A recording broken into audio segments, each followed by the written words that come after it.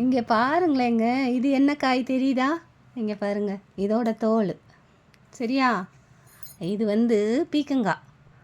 பீக்கங்காவை எடுத்து இதை என்ன பண்ணுவோம், கூட்டு வச்சுருவோம். அப்படியே அதோட வேஸ்ட் இருக்கும்ல, மேலே ஒரு வரையாக இருக்கும் பார்த்திங்களா, அந்த தொலி. அந்த தொலியை எடுத்து இதை வச்சுருக்கேனா, இதை என்ன பண்ணுவேன், சட்னி அரைச்சிருவேன். ஆமாங்க, இதுவும் அந்த கிழங்கு மாதிரியே தான், அந்த தோலில் தான் சத்து நிறையா.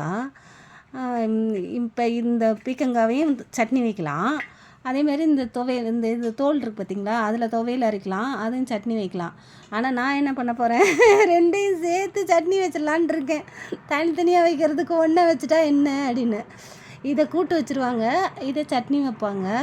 பீக்கங்காய் விட பீக்கங்காய் தோலில் தாங்க சத்து நிறையா இருக்கும். பார்த்திங்களா, நான் இப்படி கொடுத்து என் பொண்ணு எவ்வளோ சத்தாக இருக்கான்னு பாருங்கள்.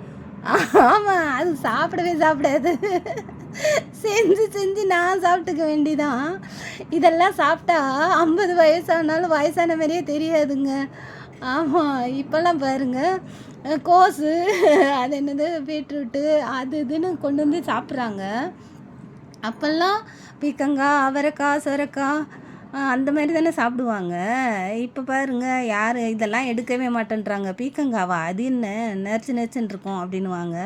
இதை நெத்திலி கருவாடு இருக்குல்ல, அது கூட நல்லா பிஞ்சு இதை எடுத்துகிட்டு வந்து அதை நறுக்கி, இது கொஞ்சம் வாடின மாதிரி இருக்குது, நான் வெட்டி வச்சுருந்தேன், அது அப்படியே வாடின மாதிரி இருக்குது. ஆனால் பிஞ்சாக எடுத்துகிட்டு நம்ம தோட்டத்திலே விளையும் பாருங்கள், அதை அப்படியே எடுத்து நெத்திலி கருவாடு போட்டு அதை கூட்டு செஞ்சுருவாங்க. செஞ்சுட்டு பழைய சோறு இல்லை தயிர், மோர் அதெல்லாம் ஊற்றி காட்டுக்கு எடுத்துன்னு போவாங்கள்ல, அதில் வச்சு சாப்பிடுவாங்க. அப்படியே இந்த தொலியெல்லாம் சீவி எடுத்து வச்சுக்குவாங்க. எடுத்து அது கூட உளுந்தம்பருப்பு, கடலைப்பருப்புலாம் போட்டு அதை வதக்கி அப்படியும் அதை துவையில் அரைச்சி பழைய சாப்பாட்டுக்கு எல்லாம் கூழ் அந்த மாதிரி கம்மஞ்சோறுலாம் எடுத்துகிட்டு போவாங்கள்ல, அதுக்கு வச்சுருவாங்கங்க.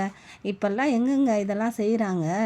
கேட்டால் பீன்ஸ் பொரியல், கோஸு பொரியல், அப்புறம் பீஸா, பர்கரு அப்படின்னு சொல்லி சாப்பிட்டுவிட்டு நல்லா பீஸா மாரியே புதுசுன்னு உட்காந்துட்ருக்குறாங்க. பர்கர் மாதிரி குண்டு குண்டாக இருந்துட்டு நடக்க முடியலன்னு சொல்லி ஜிம்முக்கு போகிறேன்றாங்கங்க. அந்த காலத்தில் காட்டு வேலை பார்க்குறவங்க இது தாங்க சாப்பிடுவாங்க. வெறும் தண்ணி சாப்பாடு, தண்ணி ஊற்றி அந்த மோரெல்லாம் ஊற்றிக்குவாங்க. இல்லைனா வெறும் நீஸ் தண்ணின்னு சொல்லுவாங்கள்ல, நம்ம ஊர்லலாம் மண்பானை வீடு வச்சுருப்பாங்க. அதில் அந்த சோறு வடித்த தண்ணியை எடுத்து சேர்த்து வச்சுக்கின்னு அதில் மறுநாள் நைட்டில் சோறு வடித்தாங்கன்னா ஒரு வேளை தான் வடிப்பாங்க. நம்மளை மாதிரி 3 வேளைலாம் செய்ய மாட்டாங்க. ஒரு வேளை வடிச்சிருவாங்க. காலையில் எழுந்திரிச்சு அந்த பழைய சோறுலாம் எடுத்து அதில் போட்டுட்டு அப்படி என்ன பண்ணுவாங்க, இந்த துவையல், அப்புறம் இந்த மாதிரி கூட்டு, அப்புறம் அவரைக்காய் பொரியல், அப்புறம் சுரக்காய் கூட்டு, சுரக்காய் காராமணி போட்டு செய்வாங்க இல்லையா, அந்த மாதிரி செஞ்சு எடுத்துன்னு போவாங்க. எடுத்துன்னு போய் காட்டில் வச்சு சாப்பிட்டுட்டு நல்லா மாம்பட்டி எடுத்து மாங்குன்னு வெட்டுவாங்குங்க. ஜிம்முக்கே போக மாட்டாங்க. பாருங்கள், தாத்தா 80 வயசாக இருந்தாலும் நல்லா இருப்பார். இந்த காலத்தில் பாருங்கள், 30-40 வயசு ஆனோடனே அச்சச்சோ நடக்க முடியல அப்படின்னு. நான் இதெல்லாம் செஞ்சு கொடுத்தா இதுங்கெல்லாம் ஒழுங்காகவே சாப்பிடாதுங்க. ஒன்று சிவாஜி கணேசன் மாதிரி அந்த வசந்த மாளிகையில் ஒரு முக்காடு போட்டுட்டு ஒருத்தர் உட்காந்துருப்பாரு, சிவாஜி கணேசன், அதுமாரி லொக்குன்னு இருமிங்கன்னு கிடக்குது. இன்னொன்று நடக்கவே முடியலங்க, தத்தக்கன்னு நடந்துகிட்ருக்கு. அதுதான் இதை எடுத்து செஞ்சு கொடுக்கலாம் அப்படின்னு வச்சுருக்கேன்.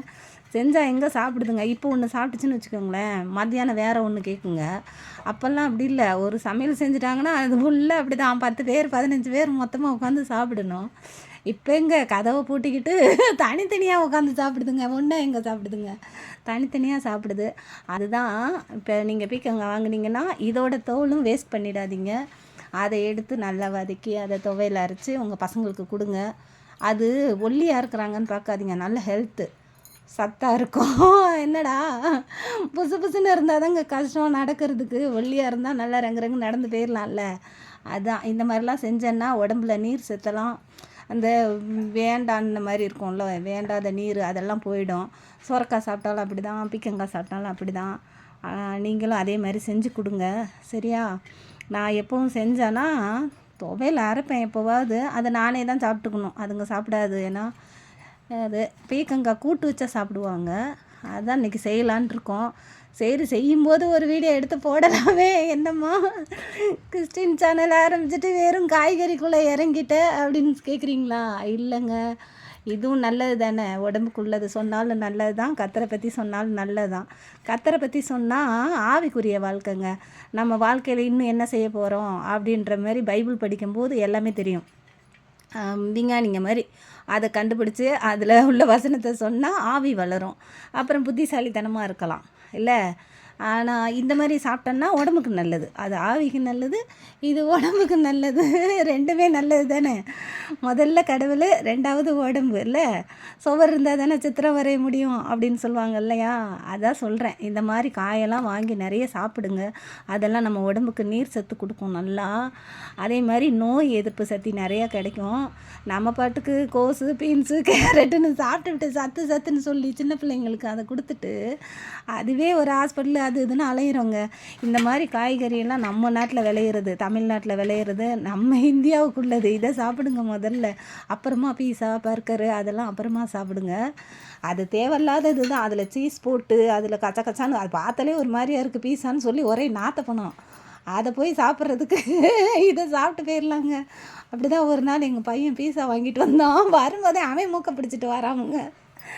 அப்புறமா என்ன, எப்போ வேணாம் ஆசையாக டிவியில் விளம்பரம் கட்டுறாங்களா, அதை பார்த்துட்டு சாப்பிட்லாமேன்னு வாங்கிட்டு வாடான்னு சொன்னால் அதுவே ஒரு மாதிரி இருக்குது. அப்போ எனக்கு வேண்டாம் உனக்கு வேண்டான்னு சொல்லிவிட்டு அப்புறம் எங்கள் பாட்டி எடுத்து சாப்பிட்டாங்க. இல்லை உங்கள் பாட்டி, எங்கள் பாட்டி இல்லை உங்கள் பாட்டி சாப்பிட்டாங்க கரெக்டாக. அவங்க ஏதோ நல்லா வாய்க்கு சாப்பிட்டா இருக்குன்னு அவங்க எடுத்து சாப்பிட்டாங்க. அதுலேருந்து பீஸா பக்கமே தலை வைக்கிறது இல்லை. இந்த பசங்க சாப்பிடுதா, மதன் சாப்பிடுவான்ல அப்படின்ட்டு. பாய். இந்த மாதிரி நீங்கள் இதெல்லாம் எடுத்து கொடுங்க உங்கள் பசங்களுக்கு.